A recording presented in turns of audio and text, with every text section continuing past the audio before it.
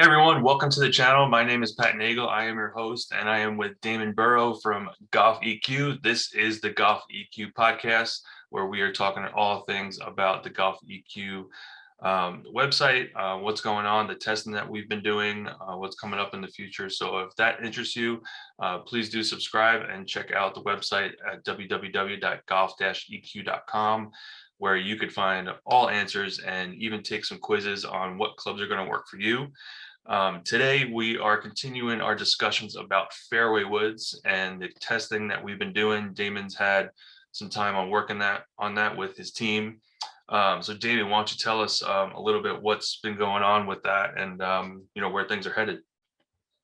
Yeah, thanks, Pat. So like you said, we're kind of, getting into the depths of fairway wood testing. We've had over 10 models now that have been fully tested. I think we're going to get somewhere between 15 and 20 for the total models. And then that's the number of clubs.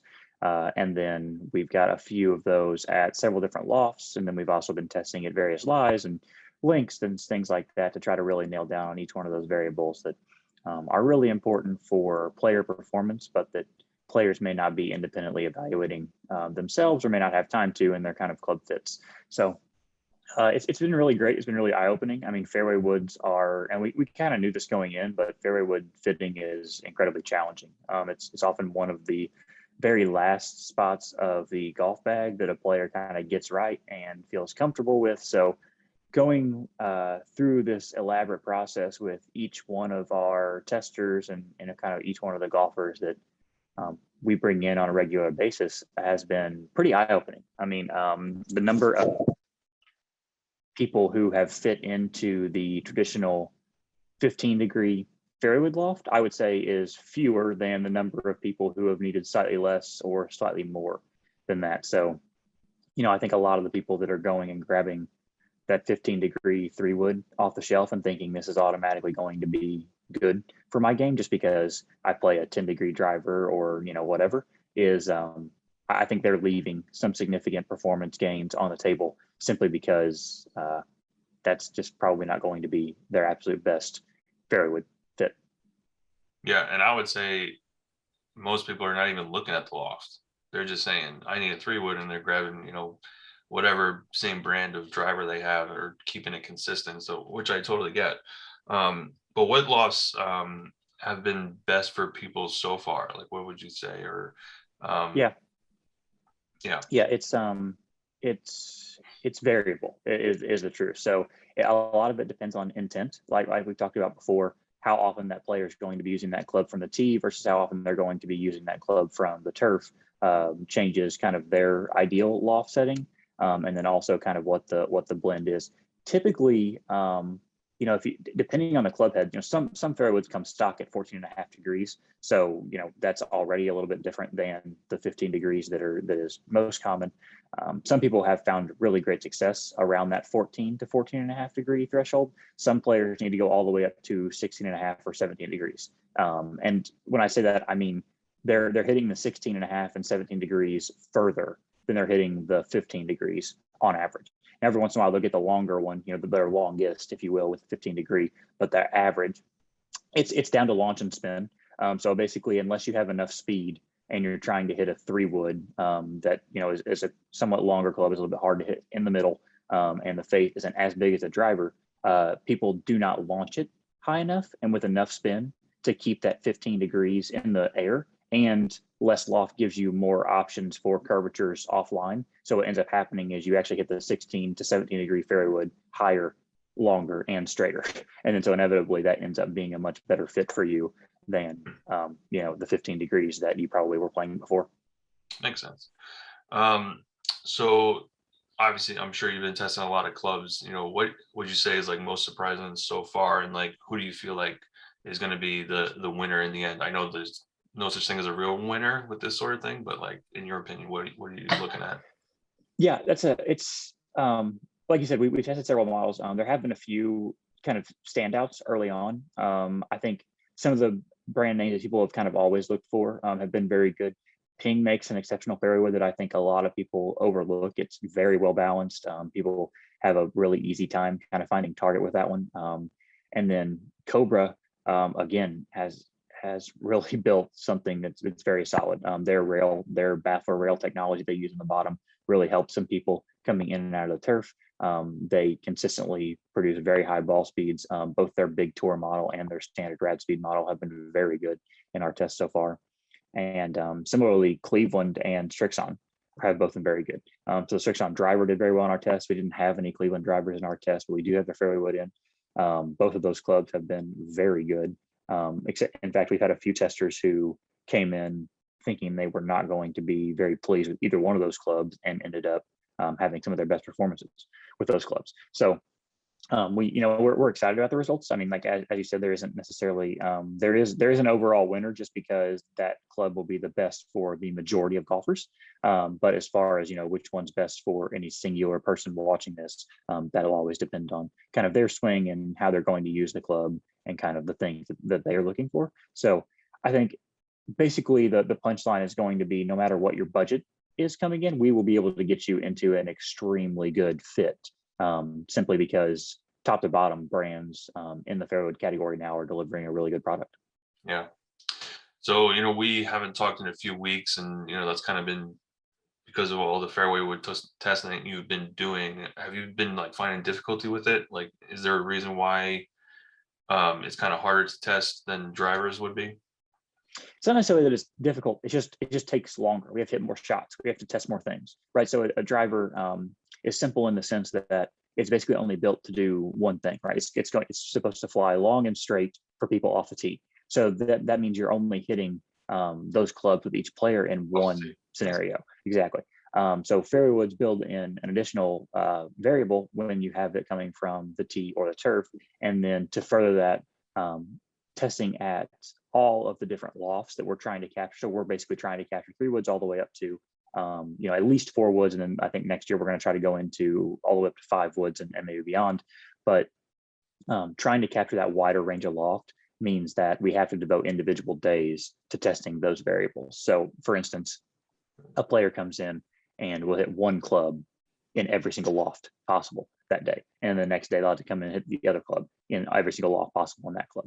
And then we have multiple club heads per club, right? So if we have the Titleist TSI2 fairway wood, for example, you have that in 13.5 degrees, you have it in 15 degrees, you have it in 18 degrees, and in 21 degrees, right? So we have multiple club heads within each brand that we're also trying to fit. So it's, we're really giving every single one of these players that we test, the kind of ultimate fitting experience for just the fairway wood. And then we're testing those across multiple days from the tee, from the turf, and then with multiple people. So it's a fairly time intensive process. And, we're going to be really proud of the results we're going to be able to show from that. Yeah, for sure. That kind of makes me think like, you're talking about fairway woods off the tee and off the turf. Are you testing? Is there a way to test for different lies? Like, say for instance, like an uphill lie or downhill side left to right. Is there any way to do that?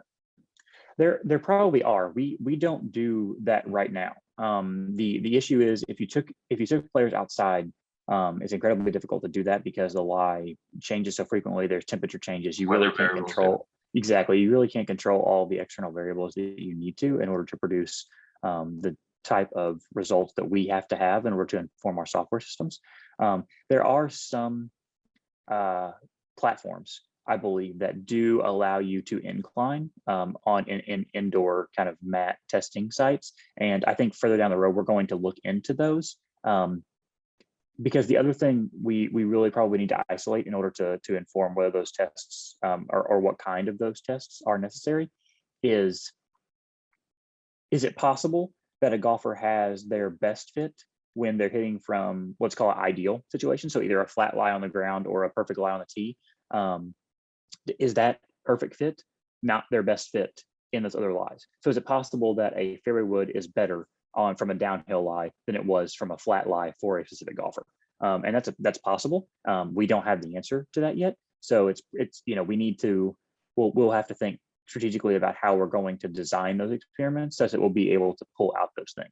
One example could be after we finish fairway wood tests to see which fairway wood tests as the best for a specific player, give them that fairway wood, give them one that tests, let's say, in the middle of the road for that player, give them that fairway wood also, put those two fairway woods in those two specific builds in those different combinations of lies, and then see how their performance changes in those different things. That would go a long way towards informing, if that's a variable that we also need to be evaluating and then delivering to people. Because in that example, basically, if the fairway wood that tests as their best also performs best in those variable lies, then really what you probably need to deliver is the absolute best fairway wood fit, and then just say you're going to have to personally adjust in those other lies to hit your best type of golf shots. And if the case is the opposite way around, then you have to build that into your intent. How often are you playing from these other lies? How much do these lies, impact your score? Which of these lies do you struggle the most with? So we can go down all those paths. I think that's something that we can continue to pull insights from, forever, as far as golf EQ is concerned. Yeah, it really intrigues me because my local course is all uphill, a lot of uphill, downhill. I mean, the lies are all over the place. So I'm sure a lot of people would appreciate that. Let's get into the hardware of the clubs and the club heads that you've been looking at. What are the benefits, of a bonded hosel versus an adjustable one? And then maybe look at the shafts too, that you found that work best with the fairway woods. Yeah, it's interesting because there's probably about half of the fairway woods that we test end up having a bonded hosel, meaning that there is no wrench, there's no adjustability, and the other half have an adjustable hosel. Personally, we find much better success with the adjustable hosel, and that's simply because loft and lie are two of the most important variables when you're fitting golf clubs to a specific golfer, and being able to adjust those things in those incremental values that adjust slightly versus having to go to an entirely new club head has just been able to dial in, let's call it an extra 10 to 20% of performance for those people. So if you're a person who can get the bonded hosel bent to your exact specs, then I would say there's tangibly no difference in having the bonded hosel versus the adjustable hosel. But for 99% of golfers who don't have access to a club bending machine, don't have access to advanced club building shops, or that simply can't take the time to really know what their ideal loft and lie is, that's when the adjustable fairway woods really hold a ton of value. And, kind of in my opinion, if I was buying off the shelf, if I was a golfer that was not going to go and get club fit,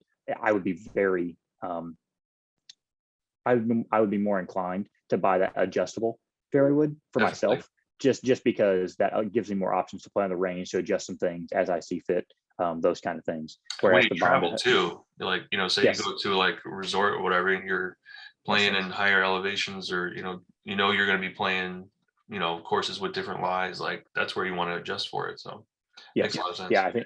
I think overall the adjustability is always, you know, always adaptable, whereas the bonded hosel is basically fixed. There are some players that believe they enjoy the feel and the feedback of the bonded hosels more than they do the adjustable hosels. They don't like the sound it makes. They don't like the feel. We haven't found any of that with our testers this year. Most of our testers feel no difference at all Hmm. between bonded and adjustable. They don't really seem to perceive it in any significant way. They get a lot of feedback from the club head and the club shaft combination, but as far as the actual, isolating the variable of bonded versus adjustable, there seems to be very little, kind of subjective response to that. But for some people, it's very possible that, they will strongly prefer the feel of a bonded hosel versus an adjustable. So again, in that case, if you know your specs, you know your loft and lie, then the bonded is great. It's a great Yeah. choice. Yeah. So yeah, let's get into shafts, like I mentioned. So what kind of shafts have you found that work well with the fairway woods mostly? Yeah, it's less a specific shaft or group of shafts and more a very distinct pattern. Hmm. So what we find consistently with golfers is 10 grams heavier than the driver shaft they've gone with in a club that is 2 to 3 inches shorter than their driver is usually the best fit. So we evaluated weight and we evaluated flex, and weight is, let's call it 90% of the time, it's going to be 10 grams heavier than your driver, and it's going to be roughly the same flex as your driver. So, an example of that is most golfers will have a 60-gram stiff driver shaft. What we would recommend based on our testing is that when you go to a fairway wood, you are going to a 70 gram stiff in that case. And so golfers that play 70 gram in their driver can either jump to heavier, so 75 gram, let's go stiff and stiff, or up into the 80 gram range, which the 80 gram range is less limited, but we find a lot of people who have never tried an 80 gram fairway wood shaft before, that we throw it in their hands and instantly their delivery improves. Now, most of the time, those people are on higher ends of the speed spectrum.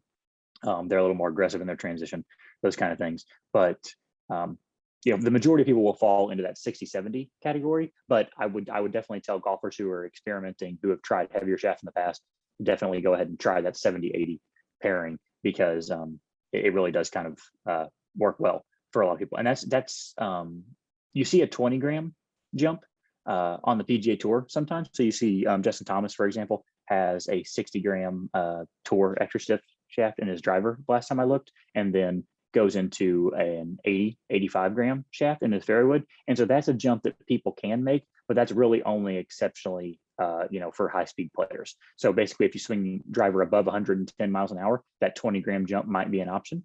Yeah. What's Bryson using? Anybody else? That's a good question. I mean, I actually think he's experimented with a range of weights, because similar to us, he's kind of trying to isolate these variables and try to maximize performance anywhere he can get them. So yeah, so he I think he's tried everything from 50 all the way up to 70 in his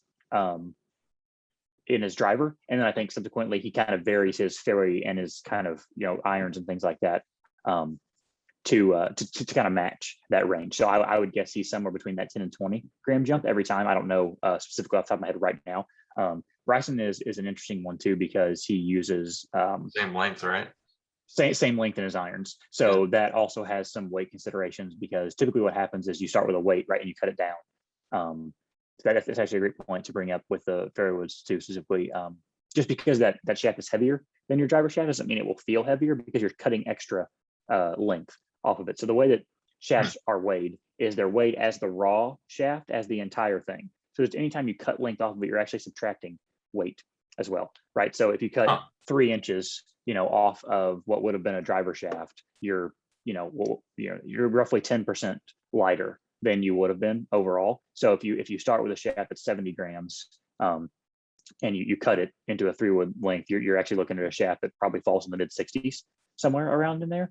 Whereas like with a driver, you're not cutting as much length off. So when you have a 60 gram shaft, you're really falling into, let's call it the mid to upper 50s. So that's where that kind of transition really kind of stays in line by bumping up that weight. And then that falls on track down when you're going to hybrids and irons, unless you're Bryson. And then in which case, if you're using a one length iron set, then you need to be conscious about how you're doing that, because typically in order to offset the change in length, iron heads get heavier as they get shorter. So like an 8 iron will be heavier than a 7 iron, et cetera, et cetera. But Bryson has some specific club heads and then specific shaft combinations. So when you're Bryson, you can do that.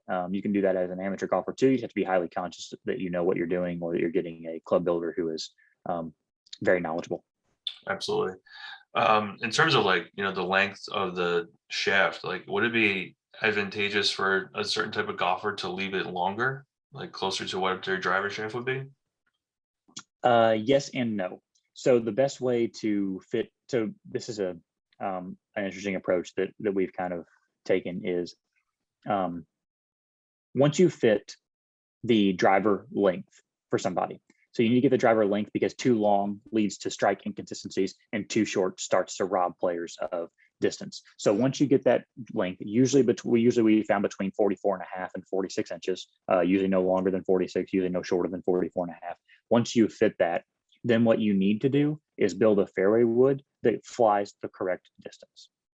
And however you use the difference of variables between length, loft, lie, center of gravity, which club head you're choosing, though you need to use all of those things kind of in concert to get you to the right distance. And usually that's a fairly standard step change in distance. So for example, if a player is using a 44.5 to 46 degree driver, inch length driver, a fairway wood at somewhere between 42 and 43 inches is going to be really good. The lengths, we don't play with the lengths a whole lot. You have to get the length and the complement of lie right based on a player's delivery. But a lot of players want to fit from a static position. They kind of want to take their measurements of their arm length, their hand length, their height, those kind of things, and then try to fit length to that. We found that's a really kind of ineffective way to go about it, because all of those angles change when you're presenting the club, right? Some players are more up on their heels, some players swing from in their back, some players kind of encroach on the golf ball, right? They kind of want to push in towards the golf. Exactly. So all of those changes in height and distance from the golf ball, all of those would affect the length that you would need compared to your static fit. So we always fit from a dynamic standpoint. So we fit impact backwards. So it's, we measure you, how are you hitting the golf ball? Then we move variables around. How do changes in those variables affect how you're hitting the golf ball and the consistency of strike that you have, and subsequently the numbers that the golf ball is kind of coming out with. And then as soon as we lock in on the right balance of accuracy and distance, we call it good, basically. So that's how I would recommend everybody do it when they can. I would focus much more on center of gravity of the club head you're choosing, the loft, and the lie, and then fit the length in such that you are hitting the golf ball in the center of the club face the most often. Cool. Interesting. Well, that's all the questions I have for you. Was there anything else that you wanted to add about Fairway Woods, or anything? What's coming up next? No, I mean, we're excited. I mean, so right after we finish up Fairway Woods, we're also simultaneously running golf ball tests right now. So we'll have our golf ball results coming up later this year. And we are trying to bust through what we're going to be calling V3 of our interface. So right now we are well aware that we have kind of these fantastic insights that we're able to pull out that we know that can really help golfers build better bags and play better golf. But we don't think we're doing a good enough job right now of delivering that information in a way that is immediately accessible to those golfers and in ways that can immediately help those golfers go out and purchase better clubs, or just tweak their modifying their clubs they already have in order to build themselves kind of a better setup. So we're coming out with a new interface that's going to be, I think, more intuitive, more user-friendly, and allow people to really interact with all the data insights that we're gathering in a way that really helps them. Yeah, awesome. Well, that's exciting stuff. So, well, thanks for stopping by, guys. This is all we got for you today. Any questions that you may have or things that you want to know about? I know a lot of you out there want to see club comparisons directly, and I get that. We all get that. Right now, what we're doing is just a full-on testing, to figure out what works best for everyone out there. So if you're curious about what you can achieve, again, check out the website, golf-eq.com. Again, leave any comments down below. Please like and subscribe. That's going to give you just more information that you could find later on. And we will see you guys in the next episode.